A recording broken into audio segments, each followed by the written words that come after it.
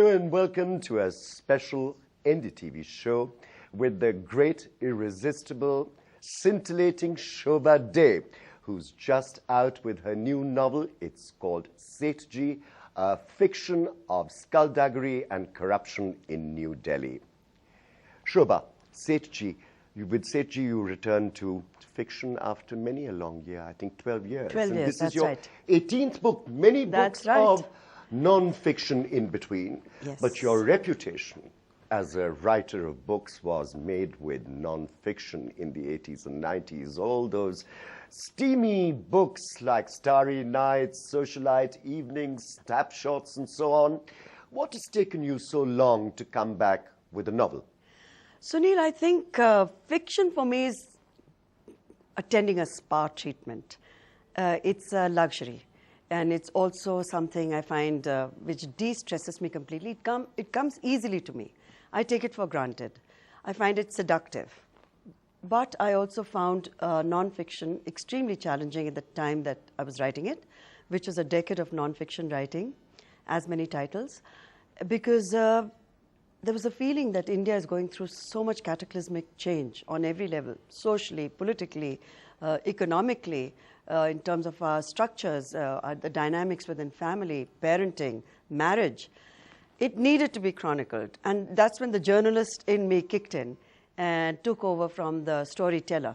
But having said that, going back to storytelling has been a complete and total high. I've loved writing Sethji, loved it. Two differences in Shobhaa Day's progression as a novelist. One is that most of your earlier novels are pretty women-centric. Yes. Secondly, they're really set in your natural habitat of Mumbai, the Yes. city that's identified with you, city that you grew up in, the city that you embody and represent in many ways. Sethji takes you into the murky undercurrents of political life in Delhi, and its central character, as you see from the cover of the book, is a rather gross man, a low-level, low-caste politician from Uttar Pradesh who's climbed his way to set up a political party, up the political and social ladder of Delhi, deeply conservative, ruthless, bagman, and in for not just a political fight, but many other dirty fights.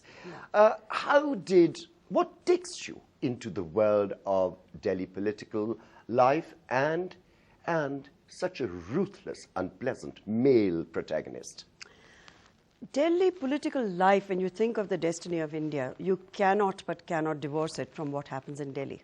Not only because it's our capital, but all the remote controls are in Delhi. And for me, it symbolizes on many levels the degradation that we're living through.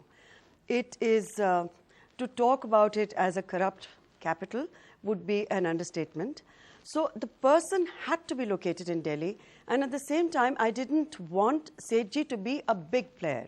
I wanted him to be someone who's sleazy, slimy, but a fringe player, because in today's era of coalition politics, it's the fringe players who are making the big difference. And they're the guys who are going to determine how our next 50 years are going to roll out.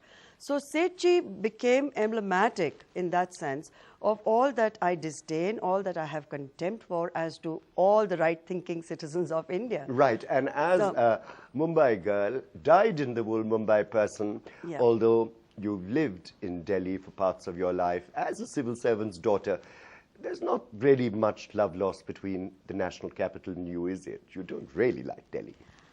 Delhi, I have really kind of a love-hate relationship with.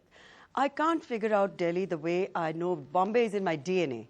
And Bombay is a love, it's a passion, Bombay is often a character in my books. So even in Sethji, Bombay managed to crawl in. I tried to stay away from Bombay, but I had to get Sethji to Bombay only because I wanted to show the difference of how power actually is interpreted in Bombay and how it operates in Delhi. In Delhi, it's very much, it's the Babudam that controls almost everything that happens in Delhi. They're the shadowy players. They may not be up front, but they're the people who are pulling all the strings. In Bombay, it's only about money. If you have money, you're successful. In Delhi, it's who you know. So to bring about the dynamics of those power equations, Bombay had to Poles feature. apart these two Poles cities. apart completely. One is driven by commerce and the other by power. It's as obvious as that. India's #1 news app. Just got even better. Download NDTV's new app. Fully optimized for retina display. Full screen view. Faster response time. And Sudoku. NDTV's new iPad app. Download now.